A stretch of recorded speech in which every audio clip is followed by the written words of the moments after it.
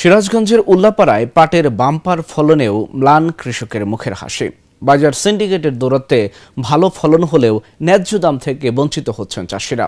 বাজার ব্যবস্থাপনায় যথাযথ নজরদারির অভাবে হতাশায় দিন কাটছে এই অঞ্চলের পাট চাষিদের। উল্লাপাড়া থেকে মোহাম্মদ মইনুল হুসাইনের পাঠানো তথ্যচিত্রে ডেস্ক রিপোর্ট। সিরাজগঞ্জের উল্লাপাড়ার মাঠে মাঠে এখন সোনালী পাটের ছড়াছড়ি।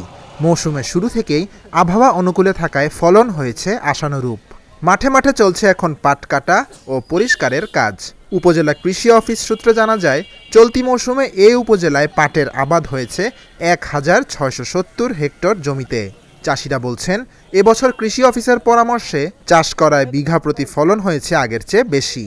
ভালো আবহাওয়া আর সময়মতো সেচ ও সার পেয়ে এবছর পাটের উৎপাদন ভালো হয়েছে বলে দাবি কৃষকদের। গতবার থেকে এবার পাট ভালো হয়েছে, গতবার থেকে এবার পাট ফলন বেশি হইতেছে, গতবার থেকে এবার দামও ভালো, এবার আবহাওয়াটাও ভালো, বৃষ্টি বাদল বেশি, এদিন পাট খুব লাভবান হয়ে গেল।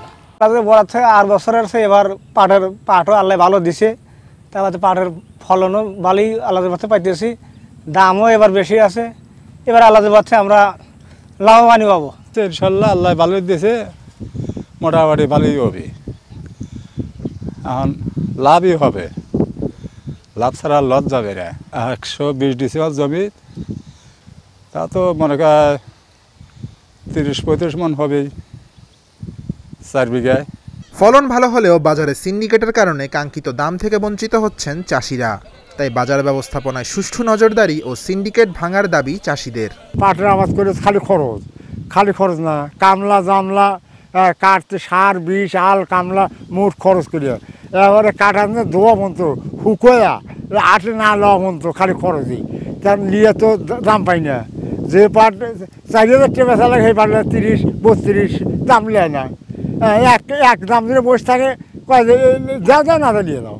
পাট বাবু বোনার থেকে কাটা পর্যন্ত, দোয়া পর্যন্ত যে খরচা হয়, এ দামে বেছেও পাটে বাবু কৃষকের লাভ হইতেছে না। মনে করেন যে 4,000 টাকা পড়েই যায়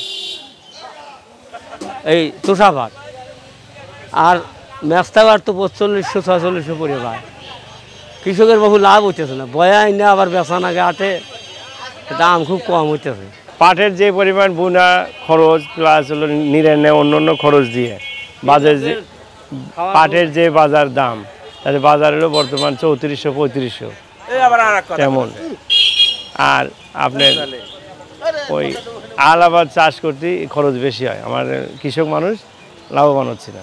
গত বছর চাইতে এবার পাটের ফলন ভালো, হ্যাঁ, কিন্তু গত বছর এবার পানি সংকটের কারণে কৃষক মানে পাট ধুতে পারতেছে না। কৃষক তার কামলা খরচ বা অন্য খরচের যাতে খরচ বেশি হচ্ছে।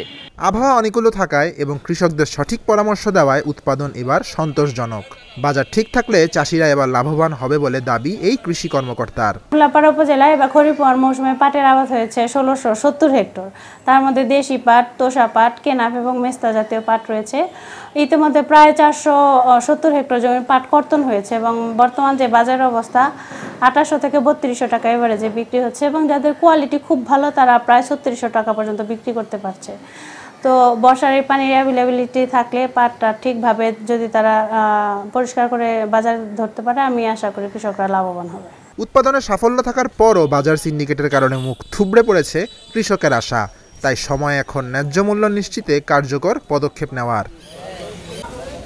Dhaka journal, news desk.